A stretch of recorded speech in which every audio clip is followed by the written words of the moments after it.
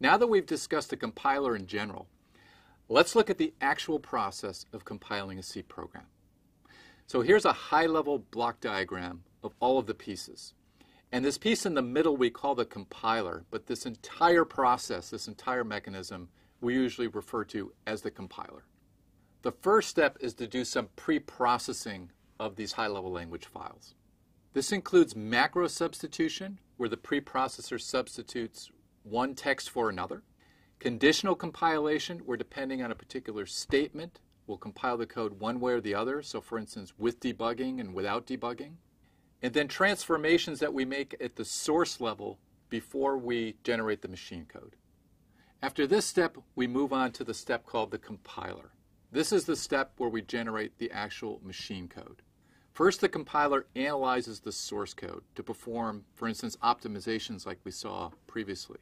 It then creates the target code, the actual machine code for the target instruction set architecture. And in the process, it uses a symbol table similar to what we saw with the assembler. At this point, we have an object file of our high-level language program. This is the machine code version of that program. Now, it could be that we have other object files that were developed by other programmers, or we have library files such as input-output that we'll see later. A linker takes all of these object files and combines them into one executable program. So at the end of the linking process, we have the executable file that can run on the hardware. A compiler has two main pieces, a front end and a back end.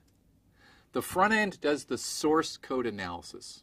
So first it parses the program to identify its different pieces. So for instance, variables, expressions, statements, and functions.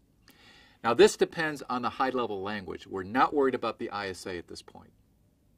Now that's the concern of the back end where we do code generation. So this generates the machine code from the analyzed source program. Now this is the step where the compiler may optimize the code, as we saw earlier, to make it run more efficiently. And this is very dependent on the ISA. Here we're generating the zeros and ones, the machine code that's specific to the ISA. Now, we make use of a symbol table similar to what we saw with the assembler. Here we have information regarding the symbolic names in our source program.